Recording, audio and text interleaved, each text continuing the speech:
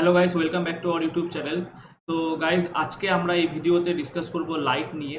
তো লাইটের উপরে বেশ কয়েকটা কিন্তু ভিডিও হবে, কেন চ্যাপ্টারটা যথেষ্ট বড়, বিভিন্ন কনসেপ্ট রয়েছে, যে কনসেপ্টগুলো তোমাদেরকে আমি বোঝাবো ক্লাসগুলোর মাধ্যমে। ঠিক আছে, 3-4টে তো ভিডিও অবশ্যই হবে। এবং সাথে সাথে লাইটের উপরে যে সমস্ত নিউমেরিক্যাল প্রবলেমগুলো রেলের পরীক্ষায় আসার চান্সেস রয়েছে, সেই সব নিউমেরিক্যালগুলোও কিন্তু তোমাদেরকে আমি করে দেখাবো। ক্লাসটা খুবই হেল্পফুল হবে। এবং আগে যে সমস্ত ক্লাসগুলো আমাদের ফিজিক্সের উপরে হয়েছে, বায়োলজির উপরে হয়েছে, কেমিস্ট্রির উপরে হয়েছে, তার কিছু ভিডিওর লিঙ্ক এই ভিডিও ডেসক্রিপশন বক্সে প্রোভাইড করা রয়েছে। পার্ট 1 পার্ট 2 ফর্মে তোমরা পেয়ে যাবে। এবং প্লে লিস্টেও কিন্তু আমার চ্যানেলের প্লে লিস্টে চলে যাবে, সেখান থেকেও কিন্তু তোমরা ভিডিওগুলো পেয়ে যাবে। ঠিক আছে, সাথে সাথে তোমাদেরকে বলবো ভিডিও ডেসক্রিপশন বক্সে চলে যাও, সেখানে কিন্তু টেলিগ্রাম চ্যানেলে জয়েন হওয়ার লিঙ্ক পেয়ে যাবে। টেলিগ্রাম চ্যানেলে জয়েন হতে বলবো, কেননা যে কোনো টাইপের আপডেট, ঠিক আছে, পিডিএফ সংক্রান্ত ব্যাপার বা ক্লাসের আপডেট সমস্ত কিন্তু তোমরা টেলিগ্রাম চ্যানেলে পেয়ে যাবে। সুতরাং টেলিগ্রাম চ্যানেলে সবাইকে বলবো অবশ্যই জয়েন হবে, এবং ক্লাস ভালো লাগলে কিন্তু অবশ্যই লাইক শেয়ার কমেন্ট অবশ্যই সবাই করবে। তো আর কথা না বাড়িয়ে প্রথম কোশ্চেনে ফোকাস করব। লাইটের প্রথম কোশ্চেনে বলেছে দেখো, নিচের কোন ধরনের ছবি পর্দায় পাওয়া যায়। তো তোমাদেরকে আমি বলে দেখো, পর্দায় যদি আমাদেরকে কোনো ছবি পেতে হয়, অর্থাৎ ইমেজ পেতে হয় পর্দায়, তাহলে পরে কিন্তু সেটিকে বাস্তব, বাস্তব কথার মানে হচ্ছে রিয়েল ইমেজ হতে হবে। ঠিক আছে, ভার্চুয়াল ইমেজ কিন্তু আমরা পর্দায় ধরতে পারবো না। ঠিক আছে, ভার্চুয়াল ইমেজ কিন্তু আমরা পর্দায় ধরতে পারবো না, আমরা বাস্তব বা রিয়েল ইমেজ কিন্তু পর্দায় ধরতে পারবো। তাহলে দেখো, এখানে option A B C D যে রয়েছে, option A B C D এর মধ্যে অবাস্তব মানে হচ্ছে ভার্চুয়াল। তো ভার্চুয়াল ইমেজ কিন্তু আমরা ধরতে পারবো না, সেজন্য সবার আগে প্রথমে কিন্তু সি এবং ডি এই দুটো অপশনকে কেটে দেবো।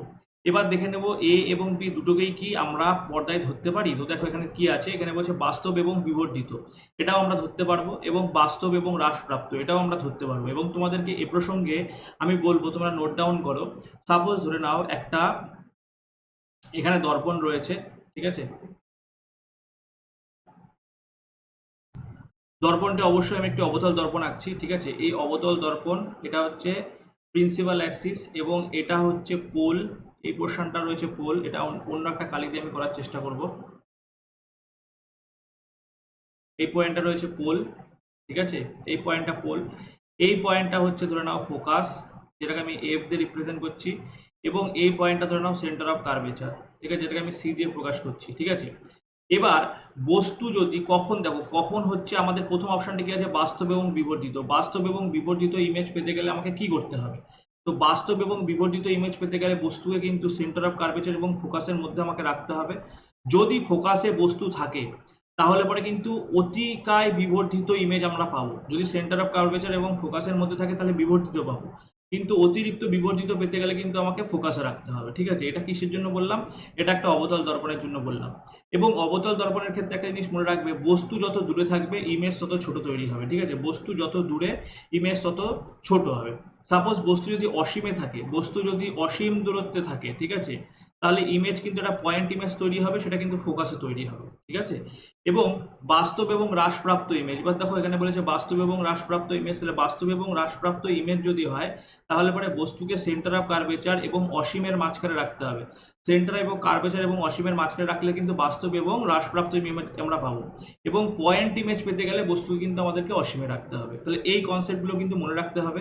তাহলে এখানে দেখো অপশান এ এবং অপশান বি যেহেতু কারেক্ট, এবার আমরা দেখতে পাচ্ছি অপশান এ এবং বি উভয় উত্তর করা হয়েছে অপশান সিতে, সুতরাং কিন্তু সি অপশান হয়ে যাবে। ঠিক আছে, অপশান সি কিন্তু প্রথম কোশ্চেনের উত্তর হয়ে যাবে অপশান সি। নেক্সট কোশ্চেনে ফোকাস করব। নেক্সট কোশ্চেনে কি বলেছে দেখে নেব। বলেছে যদি আলোর রশ্মি অবতল আয়নার বক্রতা কেন্দ্রের মধ্যে দিয়ে যায়, তাহলে আপতিত রশ্মি এবং প্রতিফলিত রশ্মির মধ্যে কোণ কত হবে। ঠিক আছে, খুব ইজি কোশ্চেন, তোমরা সবাই জানো এই কোশ্চেনটার উত্তর হয় 0 ডিগ্রি। কিন্তু কিভাবে 0 ডিগ্রি হয় এটাই তোমাদেরকে বোঝানোর। একটা জিনিস ভালো করে খেয়াল করতে হবে। ধরে নাও বস্তুর আলোটা সেন্টার অফ কার্ভেচারের মধ্যে দিয়ে যাচ্ছে। এবার আমরা জানি কি সেন্টার অফ কার্ভেচারটা কি, যে গলীয় দর্পণটা, এই যে গলীয় দর্পণ, এই গলীয় দর্পণের কিন্তু সেন্টার অফ কার্ভেচার মানে কি, এটা রেডিয়াস। ঠিক আছে, এটা রেডিয়াস, তার মানে এটাও রেডিয়াস। এবার দেখো আমরা জানি কোনো একটা বৃত্ত, এই বৃত্তের কেন্দ্র থেকে একটা যদি আমি দাগ টানি, সেটা কি হয়ে গেল, রেডিয়াস। এই রেডিয়াস ওই স্পর্শকের উপরে কিন্তু 90 ডিগ্রিতে পতিত, 90 ডিগ্রি অ্যাঙ্গেল ফর্মেশন করে। তার মানে কি, এই যে অ্যাঙ্গেলটা, এই অ্যাঙ্গেলটা 90 ডিগ্রি। এবার আলোর প্রতিফলনের সূত্র থেকে আমরা জানি কি, যে যেটা নর্মাল বা অভিলম্ব, ঠিক আছে, অবিলম্ব বরাবর যদি আলোক রশ্মি পতিত হয় তাহলে যে অ্যাঙ্গেলে পতিত হবে সেই অ্যাঙ্গেলেই ফিরে যাবে, এবং অবিলম্ব বরাবর যদি আলোক রশ্মি পতিত হয় তাহলে আপতন কোণের কোনো অ্যাঙ্গেল পাবো না এবং প্রতিফলন কোণেরও কোনো অ্যাঙ্গেল পাবো না। ঠিক আছে, তাহলে এখানে আমরা কি পেলাম, যদি কোনো আলোক রশ্মি অবতল আয়নার বক্রতা কেন্দ্রের মধ্যে দিয়ে যায় তাহলে আপতিত রশ্মি এবং প্রতিফলিত রশ্মির মধ্যে কোণ কত হবে, আপতিত রশ্মি এবং প্রতিফলিত রশ্মির মধ্যে কোণ হবে 0 ডিগ্রি। কেন 0 ডিগ্রি হবে, কারণ হচ্ছে এটি অবিলম্ব বরাবর বা নর্মাল বরাবর কিন্তু সেন্টার তোমাদের যে দর্পণ আছে সেই দর্পণের উপরে পতিত হবে, এবং এ দর্পণের উপরে কত ডিগ্রি অ্যাঙ্গেলে পতিত হচ্ছে, দর্পণের সাথে এই অ্যাঙ্গেলটা কত থাকছে, দর্পণের সাথে কিন্তু অ্যাঙ্গেলটা থাকছে 90 ডিগ্রিতে। ঠিক আছে, কিন্তু আলোক রশ্মি অবিলম্বের সাথে কিন্তু কোনো অ্যাঙ্গেল ফরমেশন করবে না, আলোক রশ্মি অবিলম্ব বরাবর পতিত হবে, সেই জন্য কিন্তু অ্যাঙ্গেল হবে 0 ডিগ্রি। ঠিক আছে, পরের কোশ্চেনে ফোকাস করব। পরের কোশ্চেন নাম্বার 3।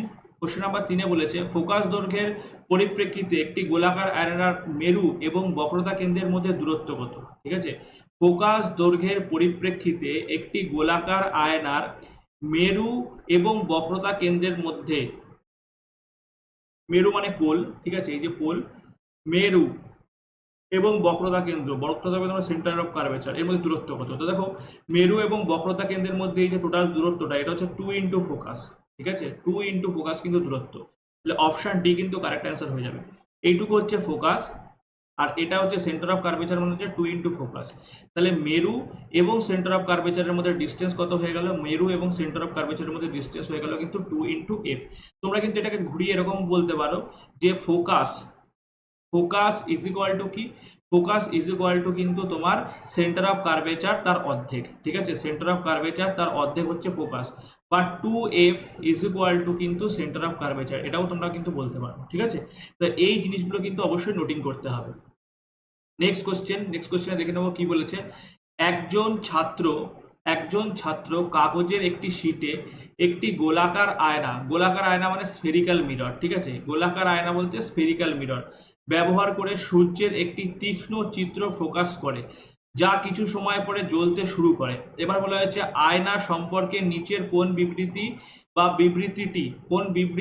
বিবৃতিগুলি আর কি সঠিক। এখানে বলা হয়েছে দেখো, এটি একটি অবতল গোলক আয়না। তো তোমাদেরকে আমি বলি, মনে রাখবে কনভেক্স লেন্স বা উত্তল দর্পণ এবং কনকেভ মিরর এদের কিন্তু সিমিলারিটি দেখতে পাওয়া যায়। ঠিক আছে, এদের কিন্তু আচরণের সিমিলারিটি দেখতে পাওয়া যায়। তো কনভেক্স লেন্সকে কি বলি আমরা, কনভেক্স লেন্সকে কিন্তু আমরা অভিসারী লেন্স বলি। ঠিক একই রকম ভাবে কিন্তু কনকেভ মিরর বা অবতল দর্পণকেও কিন্তু আমরা অভিসারী দর্পণ বলি। কারণ কি, কারণ এই লেন্স বা দর্পণে কি হয়, প্রধান অক্ষের সমান্তরালভাবে কোনো আলোক রশ্মি যদি পতিত হয় তাহলে পরে কিন্তু তারা কি হয়, কনভার্জ হয়। ঠিক আছে, কনভার্জ মানে সংকুচিত হয়, এই জন্য কিন্তু এদেরকে অভিসারী বলা হয়। ঠিক আছে, তাহলে পরে একটা জিনিস দেখো, এখানে বলা হয়েছে একটি অবতল গোলাকার আয়না। আচ্ছা, এই যদি এরকম ব্যাপারটা হয়, মানে সূর্যালো আসছে, সূর্যালো এসে এক জায়গায় মিলিত হচ্ছে, তাহলে এক জায়গায় মিলিত হচ্ছে, এবং এখানে কিন্তু তোমাকে বলা হয়েছে আয়নার কথা, এখানে কিন্তু লেন্সের কথা বলা হয়নি, স্ফেরিক্যাল আয়নার কথা বলা হয়েছে। তাহলে এই আয়নাটা কি টাইপের আয়না হবে, এই আয়নাটা অবশ্যই একটি অবতল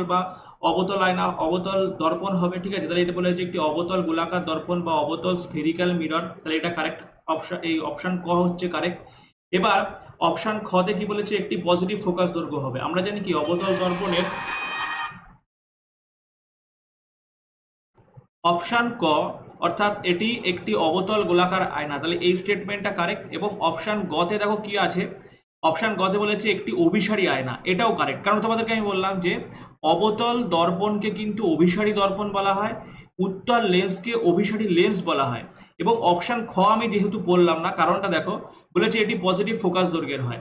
তো অবতল দর্পণ আমি তোমাদেরকে যেটা বোঝাচ্ছিলাম এখানে, যে এই অবতল দর্পণের কিন্তু ফোকাস এদিকে থাকে। ঠিক আছে, ফোকাস থাকে এই দিকে, বাঁ দিকে থাকে, এবং আমরা জানি কার্টেসিয়ান সাইন কনভেনশনে যে বাঁ দিকে থাকলে এই লেফট সাইডটাকে কিন্তু আমরা নেগেটিভ হিসাবে ধরি, তাহলে ফোকাস কখনোই নেগেটিভ হবে, ফোকাস কখনোই পজিটিভ হতে পারে না। তাহলে এই স্টেটমেন্টটা কিন্তু রং স্টেটমেন্ট হয়ে গেল। আমি স্টেটমেন্টগুলো আরেকবার বলছি, অবতল গোলাকার আয়না এটা কারেক্ট স্টেটমেন্ট, এবং এটি পজিটিভ ফোকাস থাকে, এটা ভুল, কেননা ফোকাস হচ্ছে নেগেটিভ হবে। এবং অপশন গতে বলেছে এটি একটি অভিসারী আয়না, তাহলে এটি একটি অভিসারী আয়না, এটাও কারেক্ট স্টেটমেন্ট। তাহলে এখানে অপশন ক এবং অপশন গ অর্থাৎ এ এবং সি উভয় কিন্তু উত্তর হবে, এবং অপশন এতে আমরা দেখতে পাচ্ছি এ এবং সি উভয় উত্তর করা রয়েছে, সুতরাং অপশন এ কিন্তু কারেক্ট অ্যান্সার হয়ে যাবে।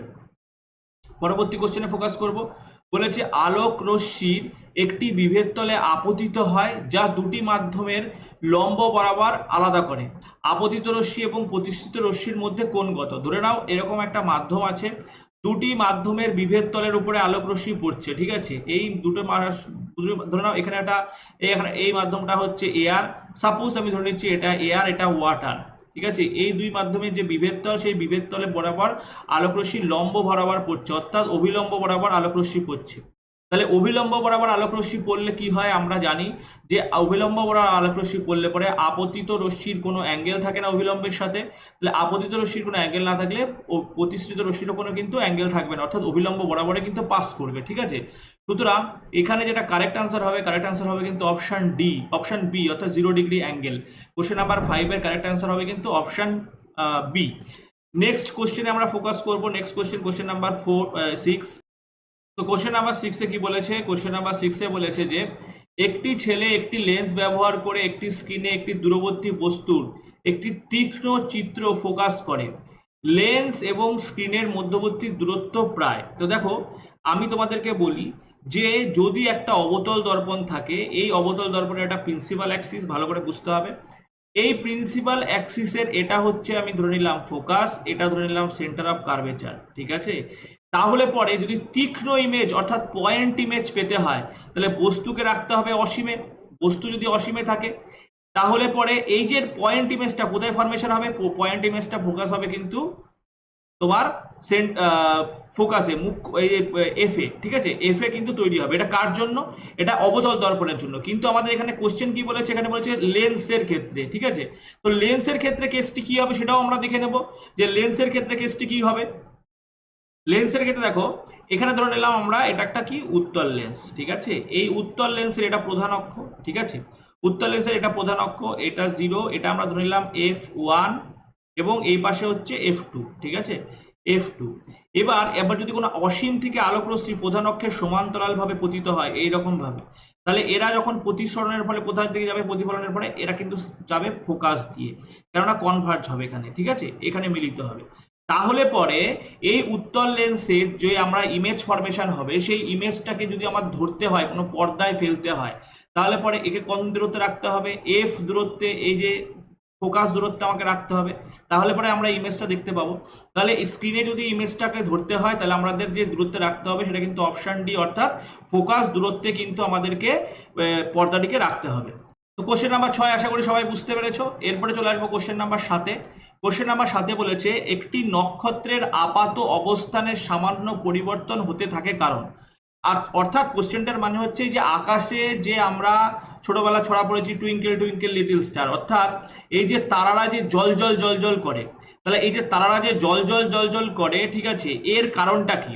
তো এর কারণটা হচ্ছে বায়ুমণ্ডলের ভৌত অবস্থার পরিবর্তন হতে থাকে, অর্থাৎ বায়ুমণ্ডলের এই যে তাপের পরিবর্তন এবং বায়ুমণ্ডলের যে ভৌত অবস্থার পরিবর্তন ঘটতে থাকে, তার জন্য কিন্তু আমরা কি হয়, তারাদেরকে আমরা ঝিকমিক বা জল জল করতে দেখি, ঠিক আছে।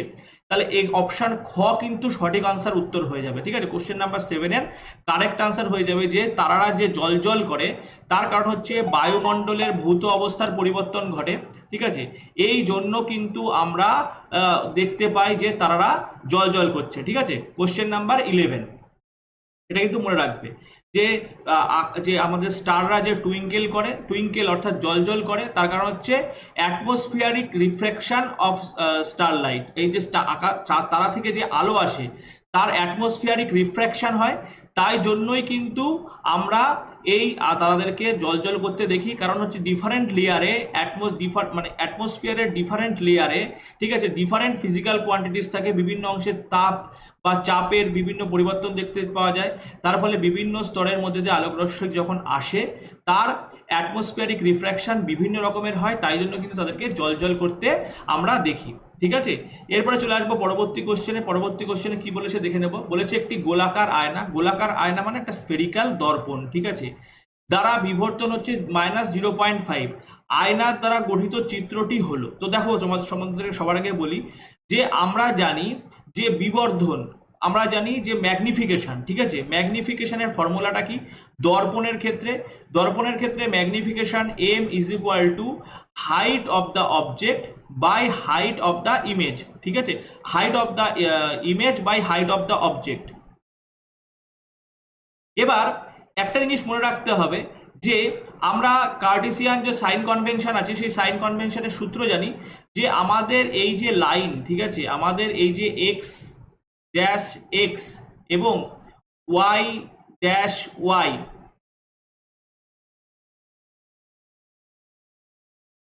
তো ওয়াই ড্যাশ লাইন, তোমাদেরকে এখানে এটা ওয়াই ড্যাশ না, এটা ওয়াই হবে, এটা ওয়াই হবে, এটাকে একটু কারেকশন করে নাও। আচ্ছা, তাহলে এক্স ড্যাশ, এটা এক্স, ঠিক আছে, এই এক্স ড্যাশ এবং ওয়াই ড্যাশ। এবার এখানে তোমাদেরকে আমি দেখো আমি বলি যে হাইট, অবজেক্টের হাইট যদি ওয়াই অ্যাক্সিস বরাবর হয় তাহলে পরে কিন্তু অবজেক্টের আমরা কি করব, সাইনকে প্লাস ধরে নেব। কিন্তু অবজেক্টের হাইট যদি ওয়াই ড্যাশ বরাবর হয় তাহলে কিন্তু আমরা মাইনাস ধরে নেব, অর্থাৎ ভার্টিক্যালি যদি আপওয়ার্ড হয় তাহলে পরে কিন্তু আমরা প্লাস ধরবো এবং নিচের দিকে হলে পরে কিন্তু আমরা মাইনাস ধরবো। এটা ক্লিয়ার? তাহলে আমরা দেখতে পাচ্ছি এখানে মাইনাস এসছে, ঠিক আছে, এখানে মাইনাস এসছে, তার মানে আমরা বুঝতে পেরে গেছি এখান থেকে যে এটা একটা ম্যাগনিফিকেশনের এই যে ইমেজটা ফরমেশন হচ্ছে, এই ইমেজটা কি হচ্ছে, উল্টো ইমেজ, সোজা ইমেজ না। এটা আমরা সবার আগে বুঝতে পেরে গেলাম, এটা আমাদের একটা ইনভার্টেড ইমেজ ফরমেশন হবে। যদি সোজা ইমেজ ফরমেশন হতো তাহলে পরে কি হতো, তাহলে পরে কিন্তু এখানে মাইনাস থাকতো না, এখানে প্লাস হতো। এটা সবার আগে আমাদের কাছে ক্লিয়ার হয়ে গেল। নেক্সট যে ব্যাপারটি আমাদেরকে মনে রাখতে হবে, দেখো ম্যাগনিফিকেশন এইচ মানে যদি height of the image by height of the object হয়, তার মানে ইমেজের সাইজ ছোট, অবজেক্টের সাইজ বড়, এই জন্য কিন্তু একের কম এসছে ভ্যালু। ক্লিয়ার? তার মানে ইমেজ যেটা ফরমেশন হয়েছে সেই ইমেজটা কিন্তু বস্তুর আকারের থেকে ছোট আকারের ইমেজ ফরমেশন হয়েছে। তাহলে আমরা দুটো জিনিস পেলাম, একটা হচ্ছে ইমেজ যেটা তৈরি হবে সেটা হচ্ছে উল্টানো ইমেজ তৈরি হবে, এবং ইমেজ যেটা তৈরি হবে সেই ইমেজটা কিন্তু হ্রাসপ্রাপ্ত ইমেজ তৈরি হবে। এবার দেখো আমাদের এখানে দুটো অপশন আছে, এক নাম্বার দুটো দেখো বাস্তব এবং উল্টানো। আমরা বাস্তব কিনা এখন শিওর হইনি, আমরা খালি এই দুটোকে খেয়াল রাখবো যে একটা উল্টানো ইমেজ হবে এবং হ্রাসপ্রাপ্ত ইমেজ হবে। তো দেখো হ্রাসপ্রাপ্ত ইমেজের দুটো আমরা দেখতে পাচ্ছি, তাহলে অপশান বি এবং অপশান ডি এর মধ্যে যে কোনো একটা উত্তর হবে। এবার অপশান বিতে বলেছে উল্টানো ইমেজ আছে আর অপশান ডিতে আছে সোজা ইমেজ, তো আমরা জানি কি সোজা ইমেজ হবে না, উল্টানো ইমেজ হবে। তাহলে পরে এটা কি অপশান বি কিন্তু কারেক্ট অ্যান্সার হবে, অর্থাৎ বাস্তব, উল্টানো এবং হ্রাসপ্রাপ্ত ইমেজ তৈরি হবে। একটি গোলাকার আয়নার দ্বারা যদি বিবর্তন -0.5 হয় তাহলে আয়নার দ্বারা যে চিত্রটি গঠিত হবে সেই চিত্রটা কিন্তু অবশ্যই হবে বাস্তব, অবশ্যই হবে উল্টানো এবং অবশ্যই হবে হ্রাসপ্রাপ্ত, অর্থাৎ অপশান বি কিন্তু তোমার কারেক্ট অ্যান্সার হয়ে যাবে। নেক্সট 8-এর পরে চলে যাব 9-তে। 9 নাম্বার কোশ্চেনে কি বলেছে, বলেছে আলোক রশ্মি একটি উত্তল দর্পণে আপতিত হয়েছে, এর প্রতিফলন কোণ কত হবে। তো দেখো আলোক রশ্মি আমরা দেখতে পাচ্ছি আলোক রশ্মি কোথায় আপতন হচ্ছে, সেন্টার অফ কার্ভেচার ডিরেকশন বরাবর আপতিত হচ্ছে। তা তোমাদেরকে আমি আগেই বলেছিলাম যে কোনো আলোক রশ্মি যদি সেন্টার অফ কার্ভেচার বরাবর মানে সেন্টার অফ কার্ভেচারের দিকে আপতিত হতে থাকে তার মানে কি সেটা অভিলম্ব বরাবর আপতিত হচ্ছে। তাহলে অভিলম্ব বরাবর যদি কোনো আলোক রশ্মি আপতিত হয় তাহলে তার আপতন কোণ শূন্য হয়, আপতন কোণ শূন্য হলে প্রতিফলন কোণও শূন্য হবে। তাহলে পরে আলোক রশ্মি যদি অভিলম্ব বরাবর আপতিত হচ্ছে, যখন আমরা দেখতে পাচ্ছি এখানে দেখো অভিলম্ব বরাবর পতিত হচ্ছে, তার মানে এটা কি সেন্টার অফ কার্ভেচারকে পয়েন্ট করে আলোক রশ্মিটা পতিত হচ্ছে, তার মানে এর প্রতিফলন বা প্রতিসরণ বা আপতন যাই বলো না কেন, আপতন কোণ প্রতিফলন কোণ সবই কিন্তু শূন্য হবে। এবং এই আলোক রশ্মিটা কিন্তু 90 ডিগ্রি কোণে আপতিত হবে, কার সাথে, এটা হচ্ছে দর্পণের সাথে 90 ডিগ্রি কোণে আপতিত হবে, দর্পণের সাথে এই আলোক রশ্মির অ্যাঙ্গেল হবে 90 ডিগ্রি, এবং আলোক রশ্মির অভিলম্বের সঙ্গে অ্যাঙ্গেল হবে কিন্তু 0 ডিগ্রি, এজন্য আপতন কোণ শূন্য, প্রতিফলন কোণও কিন্তু শূন্য হবে, ঠিক আছে। এবং আলোক রশ্মি যে পথে আসবে সে পথেই কিন্তু সে ব্যাক করবে। এই ইনফরমেশনগুলো কিন্তু অবশ্যই মনে রাখতে হবে। নেক্সট কোশ্চেনে দেখে নেবো কি বলেছে, সাদা আলোর যে উপাদানটি কাচের প্রিজমের মধ্যে দিয়ে যাওয়ার সময় সবচেয়ে বেশি পরিমাণে বিচ্যুত হয় তা হলো, আমরা জানি কি সাদা আলো যখন কাচের প্রিজমের মধ্যে দিয়ে যায় তখন সেই সাদা আলো কিন্তু ভেঙে গিয়ে যে আলোক পটি গঠন করে সেটাকে যদি আমরা কোনো পর্দায় ফেলতে পারি তাহলে পরে কিন্তু রামধনুর যে রং বেনিয়ার সহকলা কিন্তু তৈরি হবে। এবং এখানে কি হবে, যেই আলোর তরঙ্গ দৈর্ঘ্য কম, যেই আলোর গতিবেগ সবচেয়ে কম তার কিন্তু ডেভিয়েশন বা বিচ্যুতি সব থেকে বেশি হবে। যেই আলোর তরঙ্গ দৈর্ঘ্য বা গতি সব থেকে বেশি তার কিন্তু বিচ্যুতি সব থেকে কম হবে, ঠিক আছে। অর্থাৎ আমরা কি দেখতে পেলাম যে যার গতিবেগ বেশি, যে আলোর গতিবেগ বেশি তার কিন্তু তরঙ্গ দৈর্ঘ্য বেশি এবং তার বিচ্যুতি কম, এবং যে আলোর তরঙ্গ দৈর্ঘ্য কম, যে আলোর গতি কম, তার কিন্তু বিচ্যুতি সব থেকে বেশি হবে। তাহলে সাদা আলো যে উপাদানটি কাচের প্রিজমের মধ্যে দিয়ে যাওয়ার সময় সবচেয়ে বেশি বিচ্যুতি হবে, অর্থাৎ সব থেকে বেশি ডেভিয়েশন যে আলোটাই হবে সেটা কিন্তু হবে হচ্ছে বেগুনি রঙের আলোর, ঠিক আছে। বেগুনি রঙের আলোর কিন্তু ডেভিয়েশন বা বিচ্যুতি সব থেকে বেশি হবে এবং সব থেকে কম হবে কিন্তু লাল আলোর, ঠিক আছে। এবং লাল আলোর কিন্তু তরঙ্গদৈর্ঘ্য সব থেকে বেশি। এই জন্য আমরা যে সমস্ত সিগন্যাল, রেলওয়ে সিগন্যাল বা ট্রাফিক সিগন্যালে আমরা লাল আলোকে ব্যবহার করি ডেঞ্জার সাইন হিসাবে, ঠিক আছে। নেক্সট কোশ্চেনে ফোকাস করব। নেক্সট কোশ্চেনে কি বলেছে, কোশ্চেন নাম্বার 11। কোশ্চেন নাম্বার 11 কি বলেছে, একটি গোলাকার আয়নার প্রধান অক্ষের একটি নির্দিষ্ট বিন্দুতে আলোক রশ্মিকে একত্রিত করে। আয়না সম্বন্ধে নিচের বক্তব্যটি গুলো কোনটি সত্যি, ঠিক আছে। তো কোশ্চেন নাম্বার 11 এর স্টেটমেন্ট গুলোকে আমাদেরকে দেখে নিতে হবে। তো দেখো স্টেটমেন্ট গুলো একে একে পড়ি আমরা, তাহলে আমরা বুঝে যাবো, কেননা এর কনসেপ্ট তোমাদেরকে আমি আগে ক্লিয়ার করেছি। এবার দেখো অপশন নাম্বার ক বা এ তে কি বলেছে, এটাকে আমরা এই লিখে নিলাম। এখানে দেখো কি বলেছে যে ব্যবহৃত আয়নাটি অবতল, তো অবশ্যই অবতল দর্পণ হবে। কেন অবতল দর্পণ কি করে, অবতল দর্পণকে আমরা অভিসারী দর্পণ বলি। অবতল দর্পণের উপরে যে আলোক রশ্মিগুলো পড়ে সেই আলোক রশ্মিগুলোকে কি করে, ও একটা নির্দিষ্ট বিন্দুতে সংকুচিত করার চেষ্টা করে, অভিসারী করার চেষ্টা করে। এই জন্য কি অবতল দর্পণকে আমরা অভিসারী দর্পণ বলি, ঠিক আছে। তাহলে ব্যবহৃত দর্পণটি অবতল দর্পণ, যেই দর্পণটি কিন্তু আমরা আলোক রশ্মিকে কনভার্জ করার জন্য আমরা ব্যবহার করি। তাহলে এটা কারেক্ট আনসার, ঠিক আছে। এটা অপশন এ হচ্ছে কারেক্ট। নেক্সট হচ্ছে কি দেখেছে, বলেছে এ আয়নার পজিটিভ হচ্ছে ফোকাস দৈর্ঘ্য। তো তোমাদেরকে আমি আগেও বলেছিলাম যে অবতল দর্পণের ফোকাস কিন্তু থাকে বাঁ দিকে, এবং বাঁ দিকে ফোকাস থাকলে পরে কিন্তু সেটা হবে মাইনাস। তাহলে এটা কিন্তু সঠিক স্টেটমেন্ট না, এটা রং স্টেটমেন্ট। এবং অপশন সিতে বলেছে অভিসারী বিন্দু আয়নার প্রধান ফোকাস, ঠিক আছে।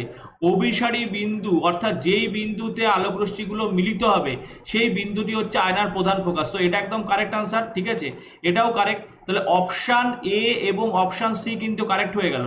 তো উভয়, অর্থাৎ অপশন ডি তে দেখো লেখা আছে যে অপশন এ এবং সি উভয় কারেক্ট। তো অপশন এ ডি কিন্তু কারেক্ট আনসার হয়ে যাবে, ঠিক আছে।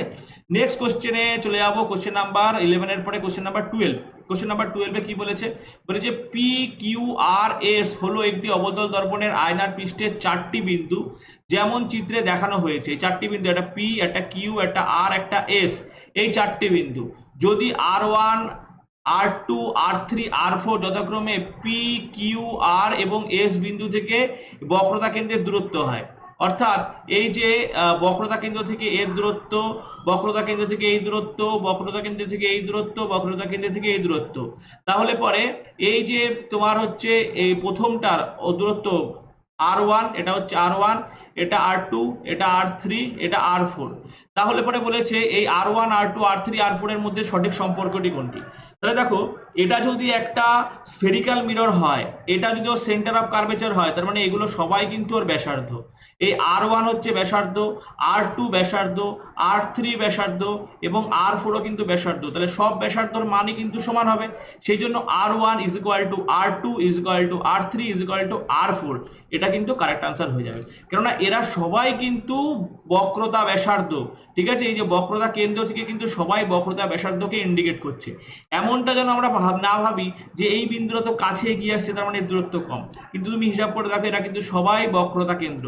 এবং আগেও তোমাদেরকে বলেছি এই বক্রতা কেন্দ্র দিয়ে যদি বক্রতা ব্যাসার্ধ সরি এই বক্রতা কেন্দ্র দিয়ে যদি আলোক রশ্মি আপতিত হয়, তাহলে পরে এরা এই যে মিররের উপরে 90 ডিগ্রি অ্যাঙ্গেল ফরমেশন করবে। এই আলোক রশ্মি এবং মিররের মধ্যবর্তী অ্যাঙ্গেল হবে 90 ডিগ্রি, এবং এই আলোক রশ্মি অভিলম্বের সাথে অ্যাঙ্গেল করবে 0 ডিগ্রি, এবং আলোক রশ্মি যে পথে যাবে সে পথেই কিন্তু ফিরে আসবে, ঠিক আছে। তাহলে এই কনসেপ্টটা অবশ্যই তোমাদেরকে অবশ্যই নোটিং করে রাখতে হবে।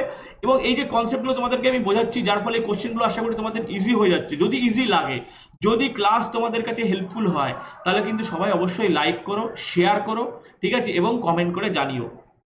নেক্সট কোশ্চেনে ফোকাস করব। নেক্সট কোশ্চেনে বলেছে জল ভরা বিকারের ভিতরে হাত রাখা লেবুগুলি জল ভরা বিকারের ভিতরে রাখা লেবুগুলি আকারে তুলনামূলকভাবে বড় দেখায়।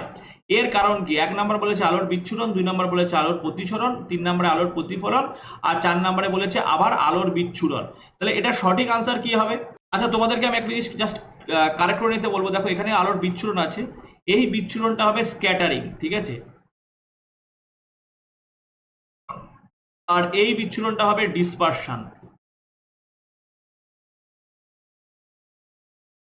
ডিসপারশন, ঠিক আছে। স্ক্যাটারিং অফ লাইটের জন্য কিন্তু আমরা সূর্যোদয়ের আগে এবং সূর্যাস্তের পরে সূর্যকে আমরা এই যে লাল রং দেখতে পাই, সূর্যের দিনের বেলা আকাশের রং আমরা নীল রং দেখতে পাই, চাঁদের মানে জ্যোৎস্নার দিন আমরা আকাশের রং সাদা দেখতে পাই। এইগুলো কিন্তু তোমার স্ক্যাটারিং অফ লাইটের জন্য হয়। এবং ডিসপারশন অফ লাইটের জন্য কিন্তু কি হয়? ডিসপারশন অফ লাইটের জন্য কিন্তু আমরা এই যে বর্ণালী তৈরি হয়, ঠিক আছে, যে সাদা আলো ভেঙে গিয়ে যে বিভিন্ন রঙের আলোকপটি গঠন হয়, সেগুলো কিন্তু ডিসপারশন অফ লাইটের জন্য হয়ে থাকে। এবং সাথে সাথে এই একটা জিনিস তোমাদেরকে মনে রাখতে হবে যে এই যে ডিসপারশন অফ লাইটের মাধ্যমে, ঠিক আছে, প্রিজমের মধ্যে দিয়ে আলোক রশ্মি পাঠিয়ে এই যে যে 7টা রঙের আলোকপটি গঠনের বিষয়টি সবার প্রথম কিন্তু করেন স্যার আইজাক নিউটন। এটাও কিন্তু পরীক্ষায় কোশ্চেন আসতে পারে, ঠিক আছে। তো এটা কিন্তু অবশ্যই মনে রাখবে। এবং এই কোশ্চেনের উত্তর কিন্তু হবে অপশন বি, অর্থাৎ আলোর প্রতিসরণ। আলোর প্রতিসরণের জন্য কিন্তু এই ঘটনাটি ঘটে। নেক্সট কোশ্চেন দেখে নেব, কোশ্চেন নাম্বার 14। কোশ্চেন নাম্বার 14 কি বলেছে? একটি গোলাকার আয়না বা স্ফেরিক্যাল মিরর এর মেরু এবং ফোকাসের মধ্যবর্তী দূরত্ব কত? বলেছে মেরু। ধরে নাও একটা গোলাকার দর্পণ, আমি অবতল দর্পণ দিয়ে দেখাচ্ছি, এর হচ্ছে এটা পোল বা মেরু, এটা হচ্ছে ফোকাস, আর এটা হচ্ছে সেন্টার অফ কার্ভেচার। এবার এখানে বলেছে একটি গোলাকার আয়নার মেরু এবং ফোকাসের মধ্যে দূরত্ব কত? তাহলে মেরু এবং ফোকাসের মধ্যে দূরত্ব হচ্ছে এফ, তাই তো। মেরু এবং ফোকাসের মধ্যে দূরত্ব এফ, এবং centre of curvature is equal two কি? এই সেন্টার অফ কার্ভেচার মানে এই অবতল দর্পণের রেডিয়াস, ঠিক আছে। আবার আমরা জানি যে ফোকাস মানে কি? সেন্টার অফ কার্ভেচারের অর্ধেক। তাহলে পরে এফ ইজ ইকুয়াল টু কি হয়ে যাবে? r/2 হয়ে যাবে, ঠিক আছে। তাহলে এফ ইজ ইকুয়াল টু কিন্তু r/2, অর্থাৎ অপশন সি কিন্তু কারেক্ট আনসার হয়ে যাবে, যে এই যে গোলীয় দর্পণের যে রেডিয়াস তার অর্ধেক হয়ে যাবে কিন্তু প্রধান মুখ্য ফোকাস, ঠিক আছে। নেক্সট কোশ্চেনে বলেছে একটি জাদুকরী আয়না আছে। খুব ইম্পর্টেন্ট কোশ্চেন, ভালো করে বোঝার চেষ্টা করবে কোশ্চেনটিকে। একটি জাদুকরী আয়না আছে বা একটি ম্যাজিক্যাল মিরর আছে। সেই ম্যাজিক্যাল মিররটি হচ্ছে কিছু টাইপের মিররের সংমিশ্রণ, যার সামনে দাঁড়ালে কি ঘটছে? দেখা যাচ্ছে একটা ছেলে সামনে দাঁড়িয়েছে, দাঁড়ানোর ফলে দেখতে পাচ্ছে আয়নায় তার মাথা বড় আকৃতির দেখাচ্ছে, শরীর একই আকারের দেখাচ্ছে, এবং পা হচ্ছে ছোট দেখতে পাচ্ছে। তাহলে পরে এই ম্যাজিক্যাল মিররের উপর, মাঝখানে এবং নিচে যথাক্রমে ব্যবহৃত আয়নাগুলোর কনফিগারেশন হলো কি? আরো একবার বলছি, ধরে নাও একটা ম্যাজিক্যাল মিরর আছে, যার সামনে এরকম ভাবে তুমি যদি দাঁড়াও, দেখতে পাবে এই যে উপরের অংশ, তোমার শরীরের উপরের অংশটা হচ্ছে তোমার যা মুখের আকৃতি তার থেকে বড় হয়ে গেছে, এই মধ্যের অংশ দেখা যাচ্ছে আবার একই আছে, এবং নিচের অংশ দেখা যাচ্ছে যা আঁকা তার থেকে ছোট হয়ে যাচ্ছে। তাহলে পরে আমরা জানি যে আমাদের ইমেজকে যদি এনলার্জ করে, সে এনলার্জ করতে পারে কোন দর্পণ? সেই এনলার্জ করতে পারে কিন্তু অবতল দর্পণ। অর্থাৎ আমাদের যা ইমেজ, যেমন ধরে নাও আমরা শেভিং করার সময়, অর্থাৎ সেলুনে বা দাঁতের চিকিৎসায় ডাক্তাররা কি করে, যেই ইমেজটা চায় সেই ইমেজটা বড় আকৃতির ইমেজ তাদের দরকার হয়, ঠিক আছে। তো সেই জন্য তারা যেই মিরর ইউজ করে সেটা কিন্তু অবতল দর্পণ। তাহলে পরে কোনো ইমেজ যদি বড় হয়ে যায়, তাহলে পরে সেখানে কি রয়েছে? সেখানে একটি কিন্তু অবতল দর্পণ রয়েছে। তাহলে ইমেজ প্রথমে আমরা বড় দেখতে পাচ্ছি, তাহলে প্রথমে অবতল দর্পণ থাকবে। প্লেন মিররে কি হয়? বস্তুর আকৃতি যা, ইমেজের আকৃতিও কিন্তু তাই হয়, কোনো বড় ছোট হওয়ার ব্যাপার থাকে না। তাহলে মাঝের অংশে কিন্তু কি রয়েছে? প্লেন মিরর রয়েছে। এবং নিচের অংশ কি হয়েছে? সংকুচিত হয়ে গেছে। গাড়ির রেয়ার ভিউ অর্থাৎ পিছনের ভিউ দেখার জন্য আমরা কি ইউজ করি? কনভেক্স মিরর ইউজ করি। কনভেক্স মিররের কাজ হচ্ছে বস্তুর আকৃতিকে ছোট করে দেখানো, ঠিক আছে। ধরে নাও তোমার পিছনে একটা বড় প্রসারিত অঞ্চল রয়েছে, বড় বিল্ডিং রয়েছে, সেই বিল্ডিংটাকে যদি তোমরা একটা মিররের মাধ্যমে দেখতে চাও, তখন তোমাকে কিন্তু ইউজ করতে হবে কনভেক্স মিরর, ঠিক আছে। কনভেক্স মিররের কাজ হচ্ছে ওয়াইড এরিয়াকে ছোট্ট একটা জায়গায় রিপ্রেজেন্ট করা। তাহলে আমরা যে কনফিগারেশনটা পেলাম, প্রথমে থাকবে অবতল দর্পণ, তারপরে থাকবে প্লেন দর্পণ, তারপরে থাকবে কি? উত্তল দর্পণ। তাহলে অবতল, সমতল এবং উত্তল, এই কনফিগারেশনটা আমরা অপশন সি তে পেয়ে যাচ্ছি। তাহলে অপশন সি অবভিয়াসলি আমাদের কারেক্ট আনসার হয়ে যাবে। নেক্সট কোশ্চেনে ফোকাস করব। নেক্সট কোশ্চেনে বলেছে একটি উত্তল দর্পণের প্রধান অক্ষ বরাবর আপতিত আলোকরশ্মির আপতন কোণ কত হবে? একটি খুব ভালো কোশ্চেন বলেছে, একটি উত্তল দর্পণের প্রধান অক্ষ বা প্রিন্সিপাল অ্যাক্সিস বরাবর আপতিত আলোক রশ্মির আপতন কোণ কত হবে? চারটে option, 0 degree, 30 degree, 60 degree, 90 degree. তো এর উত্তরটা কিন্তু অবশ্যই হবে 0 ডিগ্রি। কারেক্ট অ্যান্সার হবে কিন্তু অপশন এ, অর্থাৎ 0 ডিগ্রি কিন্তু কারেক্ট অ্যান্সার হয়ে যাবে। নেক্সট কোশ্চেনে ফোকাস করব, কোশ্চেন নাম্বার 16-17 হবে। আচ্ছা, বাতাসে ভ্রমণকারী একটি আলোকরশ্মি কাচের স্ল্যাবে প্রবেশ করছে, অর্থাৎ এয়ার থেকে কাচে প্রবেশ করছে, অর্থাৎ লঘু মাধ্যম থেকে ঘন মাধ্যমে প্রবেশ করছে। বাতাস মানে লঘু মাধ্যম আর কাচ মানে ঘন মাধ্যম। তাহলে নিচের কোন বিবৃতিটি সঠিক? তো দেখো, তোমাদেরকে আমি কোশ্চেনে যাওয়ার আগে একটা জিনিস বোঝাচ্ছি। ধরে নাও আলোক রশ্মি যদি লঘু মাধ্যম থেকে ঘন মাধ্যমে যায়, তাহলে কিন্তু এই যে প্রতিষ্ঠিত আলোক রশ্মি অবিলম্বের কাছে চলে আসবে, এটা কনসেপ্ট। দ্বিতীয় কনসেপ্ট হচ্ছে কি, এই যে লঘু মাধ্যমে বা আলোর গতিবেগ বেশি হবে, যখন ঘন মাধ্যমে আসবে আলোর কিন্তু গতিবেগ কমে যাবে। এবার অপশনগুলো আমরা পড়বো। বলেছে আপতন কোণ প্রতিসরণ কোণের চেয়ে বড়। আপতন কোণ অবশ্যই বড় প্রতিসরণ কোণের তুলনায়, অপশন 1 কারেক্ট। 2 নাম্বার বলেছে আপতন কোণ প্রতিসরণ কোণের মানের সমান, এটা কখনোই না। তৃতীয় নাম্বার বলেছে উদ্ভূত রশ্মি আপতিত রশ্মির সমান্তরাল। উদ্ভূত রশ্মি বলতে এমার্জেন্স রে, ঠিক আছে? এখানে তোমরা উদ্ভূত রশ্মির জায়গায় লিখে নাও এমার্জেন্স রে, অর্থাৎ যেটি নির্গমন করছে কাচের স্ল্যাব থেকে। মানে ধরে নাও এরকম একটা কাচের স্ল্যাব আছে, আমি তোমাদেরকে দেখাচ্ছি। এই কাচের স্ল্যাবের উপরে আলোক রশ্মি এরকম ভাবে ঢুকলো, তারপরে কাচের রশ্মি স্ল্যাবের মধ্যে দিয়ে গেল, গিয়ে এরকম ভাবে বেরিয়ে গেল। তাহলে এই যে বেরিয়ে যেটা যাচ্ছে সেটা কিন্তু এমার্জেন্স রে হবে, ঠিক আছে? এবং এই কাচের স্ল্যাবের এক্সপেরিমেন্টটা কিন্তু আমরা সবাই করেছি। এই কাচের স্ল্যাবের এক্সপেরিমেন্ট করে আমরা দেখেছিলাম যে আপতিত রশ্মি এবং প্রতিষ্ঠিত রশ্মি কিন্তু পরস্পরের সমান্তরাল থাকে, ঠিক আছে? অর্থাৎ উদ্ভূত রশ্মি বলতে এমার্জেন্স রে, যেটা নির্গমন করছে কাচের স্ল্যাব থেকে, সেই রশ্মি কিন্তু কার সমান থাকবে? আপতিত রশ্মির সমান্তরাল থাকবে। তাহলে পরে option 1 correct, option 3 correct, option 2 কিন্তু কারেক্ট না। তাহলে অপশন 1 এন্ড 3 কিন্তু দেখতে পাচ্ছি অপশন সি তে রয়েছে, ঠিক আছে? কোশ্চেন নাম্বার 17 আমরা দেখতে পাচ্ছি অপশন সি তে দুটো অপশন রয়েছে। তোমাদেরকে এখানে আরেকটা কারেকশন আমি করে নিতে বলবো, এখানে প্রতিসরণ না, এখানে কিন্তু এমার্জেন্স রয়েছে, ঠিক আছে?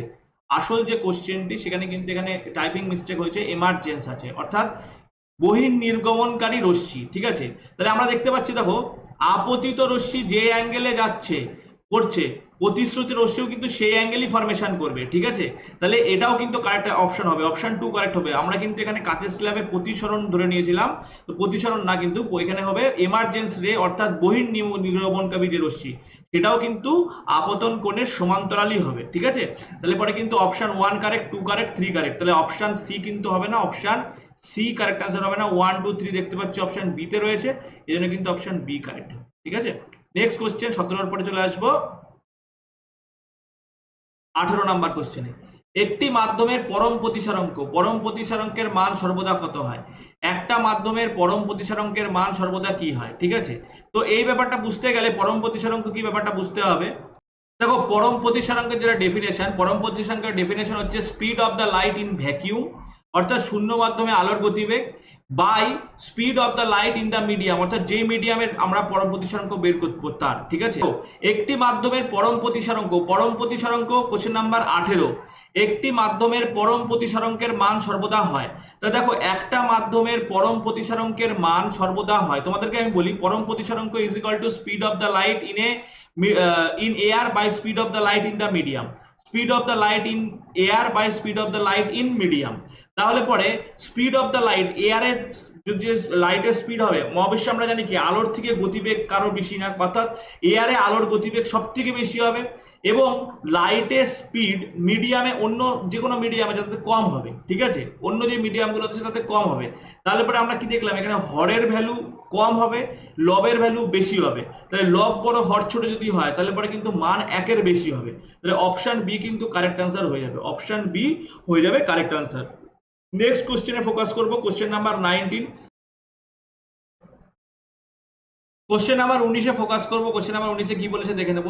বলেছে অবাস্তব সমশীর্ষ চিত্রগুলি সর্বদা নিচের কোন আয়নার দ্বারা গঠিত হয়? সর্বদা কথাটাকে কিন্তু এখানে খুব ইম্পর্টেন্স দিতে হবে, কারণ সর্বদা বলেছে, কোনো স্পেশাল কেস না, বলেছে সর্বদা, অর্থাৎ সবসময় তৈরি হচ্ছে।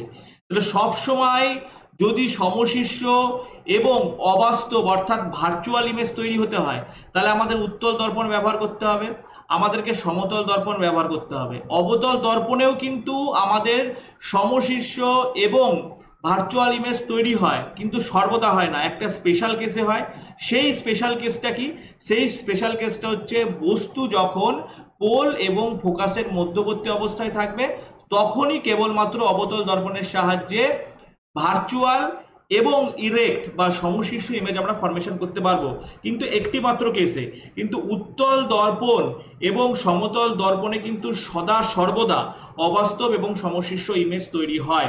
সেই জন্য কিন্তু এখানে বলেছে যে অবাস্তব এবং সমশীর্ষ ইমেজ যদি আমাদের তৈরি করতে হয় তাহলে পরে কিন্তু আমাদেরকে সাহায্য নিতে হবে উত্তল দর্পণ এবং সমতল দর্পণের। তাহলে অপশন এ এবং বি কারেক্ট। তো অপশন এ এবং বি উভয় কিন্তু আমরা দেখতে পাচ্ছি কোশ্চেন নাম্বার সি এ রয়েছে, তাহলে অপশন সি কারেক্ট আনসার হয়ে যাবে। নেক্সট কোশ্চেনে ফোকাস করে নেব। নেক্সট কোশ্চেনে বলেছে প্রতিফলনের নিয়মে নিচের কোন আয়নার জন্য সত্য? প্রতিফলনের নিয়ম, তো দেখো প্রতিফলনের নিয়ম অবতল আয়নার জন্য সত্য, উত্তল দর্পণের জন্য সত্য, সমতল দর্পণ বা সমতল আয়নার জন্য কিন্তু সত্য। তাহলে উত্তল দর্পণ, অবতল দর্পণ, সমতল দর্পণ সবার জন্যই কিন্তু প্রতিফলনের নিয়ম সত্য। সেই জন্য কিন্তু কারেক্ট আনসার হবে অপশন বি, এ বি এবং সি, এটা কিন্তু প্রত্যেকে কারেক্ট। কোশ্চেন নাম্বার 20 পরে কোশ্চেন নাম্বার 21। কোশ্চেন নাম্বার 21-এ বলেছে এ মাধ্যম থেকে বি তে যাওয়ার সময় আলোক রশ্মি অবিলম্বর দিকে বেঁকে যাচ্ছে। এ মাধ্যম থেকে বি মাধ্যমে যাওয়ার সময় আলোক রশ্মি যদি অবিলম্বের দিকে বেঁকে যায় তাহলে আমাদেরকে বুঝে যেতে হবে যে এ মাধ্যমে লঘু মাধ্যম, বি মাধ্যম ঘন মাধ্যম। সেই জন্যই কিন্তু এ মাধ্যম থেকে বি মাধ্যমে যাওয়ার সময় আলোক রশ্মি অবিলম্বের দিকে বেঁকে যাচ্ছে। তাহলে এখানে আমাদের কি কি বলেছে? অপশন এতে বলেছে মাধ্যম এ মাধ্যম বি এর চেয়ে ঘন, এ মাধ্যম থেকে বি মাধ্যমে আলোক রশ্মি যাওয়ার সময় অবিলম্বের দিকে বেঁকে গেল, এটা এ, এটা হচ্ছে বি। তাহলে বি মাধ্যম ঘন, এ মাধ্যম কিন্তু লঘু, কিন্তু এখানে অপশন এতে বলেছে মাধ্যম এ মাধ্যম বি এর চেয়ে ঘন, এটা কারেক্ট না। অপশন খতে বলেছে বি এর চেয়ে মাধ্যম বি এর চেয়ে মাধ্যম এ তে আলোর গতি বেশি।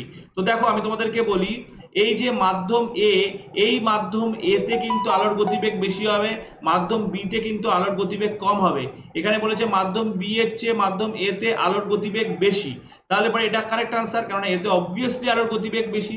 অপশন সি তে বলেছে মাধ্যম বি এর প্রতিসরাঙ্ক মাধ্যম এ এর প্রতিসরাঙ্কের চেয়ে কম, মাধ্যম বি এর প্রতিসরাঙ্ক মাধ্যম এ এর প্রতিসরাঙ্কের চেয়ে কম। তাহলে এটাও আমার কাছে কিন্তু অপশন সিও যে আমাদের কাছে কিন্তু সত্যি বলে বিবেচিত হবে, কারণ আমরা জানি কি যেই মাধ্যমের গতিবেগ আলোর গতিবেগ কম সেই মাধ্যমের কিন্তু প্রতিসরাঙ্কও কম হবে। তাহলে মাধ্যম বি এর প্রতিসরাঙ্ক মাধ্যম এ এর প্রতিসরাঙ্কের চেয়ে মাধ্যম এ বি এর প্রতিসরাঙ্ক মাধ্যম এ এর প্রতিসরাঙ্ক, সরি আমি একটু ভুল বললাম, যে মাধ্যম যেই মাধ্যমে আলোর গতিবেগ কম সেই মাধ্যমে আলোর প্রতিসরাঙ্কের মান বেশি হবে, অর্থাৎ মাধ্যম বি এর প্রতিসরাঙ্ক মাধ্যম এ এর প্রতিসরাঙ্কের চেয়ে বেশি হবে।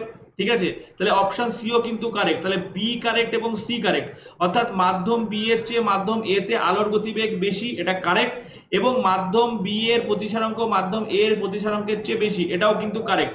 তা দেখো একটা জিনিস ভালো করে মনে রাখবে, যদি আলোক রশ্মি একটা লঘু মাধ্যম থেকে ঘন মাধ্যমে যায় তাহলে বুঝতে হবে আলোক রশ্মি অবিলম্বের দিকে বেঁকে আসবে। আলোক রশ্মি লঘু মাধ্যমে আলোক রশ্মির গতিবেগ বেশি হয়, ঘন মাধ্যমে আলোক রশ্মির গতিবেগ কম হয়। লঘু মাধ্যমে আলোক রশ্মির প্রতিসরাঙ্ক কম, ঘন মাধ্যমে আলোক রশ্মির প্রতিসরাঙ্ক বেশি। এই ইনফরমেশনগুলো কিন্তু মনে রাখতে হবে। তাহলে দেখো option B correct, option C correct, তাহলে অপশন বি এবং অপশন সি কারেক্ট হচ্ছে অপশন ডি তে দেখা যাচ্ছে, তাহলে অপশন ডি কিন্তু হয়ে যাবে তোমার correct answer. Next question, question number 22 তে দেখে নেব। একটি উত্তল আয়নার সামনে অসীমে এবং আয়নার মেরুর মধ্যে একটি বিন্দুতে একটি বস্তু স্থাপন করা হয়, যে ছবিটি তৈরি হয়েছে তা হলো। আয়নাটা কি? একটি উত্তল আয়না বা উত্তল দর্পণ, সামনে অসীমে এবং আয়নার মেরুর মধ্যে একটি বস্তু রাখা হয়েছে, অসীম এবং মেরুর মাঝখানে একটা বস্তুকে রাখা হয়েছে, তাহলে পরে যে ইমেজটা তৈরি হবে সেই ইমেজটা কি টাইপের ইমেজ তৈরি হবে? দেখো তার জন্য তোমাদেরকে আমি 19 নম্বর কোশ্চেনের রেফারেন্স একবার দেখিয়ে দেবো। 19 নম্বর কোশ্চেনে বলেছিলাম যে অবাস্তব অর্থাৎ আমরা ভার্চুয়াল ইমেজ, ভার্চুয়াল এবং সমশীর্ষ অর্থাৎ ভার্চুয়াল এবং ইরেক্ট ইমেজ সর্বদা তৈরি হয় কোথায়? আমরা এক তো অপশন নিয়েছিলাম উত্তল দর্পণ, এক অপশন নিয়েছিলাম সমতল দর্পণ, ঠিক আছে। তাহলে কি আমরা জানলাম যে অবাস্তব অর্থাৎ ভার্চুয়াল ইমেজ এবং সমশীর্ষ ইমেজ বা ইরেক্ট ইমেজ কোথায় তৈরি হয়, আমরা জানলাম যে উত্তল দর্পণে, ঠিক আছে। তাহলে এইবার আমরা আমাদের কোশ্চেনটা করতে অনেকটা ইজি হবে। বলেছে একটি উত্তল আয়নার সামনে অর্থাৎ উত্তল লেন্সের সামনে অসীমে এবং আয়নার মেরুর মাধ্যমে মধ্যে একটি বস্তু স্থাপন করা হয়। তাহলে যে ছবিটি তৈরি হবে, তাহলে দেখো যে ছবিটি তৈরি হবে সেই ছবিটা কিন্তু কেননা উত্তল দর্পণে কি হয়, সদা সর্বদা ভার্চুয়াল ইমেজ তৈরি হয়। তাহলে আমরা ভার্চুয়াল যে দুটো অপশন সেই দুটোকে আগে দেখে নেব, অপশন এ অপশন সি, বাস্তব এই অপশন দুটোকে কেটে দেবো। এবার দেখো এখানে বলছে ভার্চুয়াল এবং উল্টানো। আমরা কি জানি উত্তল দর্পণে কিন্তু ইরেক্ট বা সমশীর্ষ ইমেজ তৈরি হয়, তাহলে পরে এই উল্টানো এটা আনসার হবে না, আনসার কিন্তু অপশন সি হয়ে যাবে। অর্থাৎ অপশন সি কিন্তু কারেক্ট আনসার কোশ্চেন নাম্বার 22। এরপরে চলে আসবো কোশ্চেন নাম্বার 22 এর পরে 23তে চলে আসবো। 23তে বলেছে বিক্ষিপ্ত আলোর রং বিক্ষিপ্ত কারণে উপরের বিক্ষিপ্ত আলোর রং বিক্ষিপ্ত কণার আকারের উপর নির্ভর করে, খুব সূক্ষ্ম কণা প্রধানত ড্যাশ আলোকে ছড়িয়ে দেয়। তো দেখো এই যে আলোর যে স্ক্যাটারিং হয়, ঠিক আছে, আলোর যে বিক্ষেপণ হচ্ছে, স্ক্যাটারিং হচ্ছে, তো এই স্ক্যাটারিংটা কিন্তু বাতাসে অবস্থিত ধুলোকণার আকারের উপর নির্ভর করে। যদি আকারের কণার আকৃতি ছোট হয় তাহলে স্ক্যাটারিং এক রকমের হবে, যদি কণার আকৃতি বড় হয় তাহলে কিন্তু স্ক্যাটারিং এক রকমের হবে।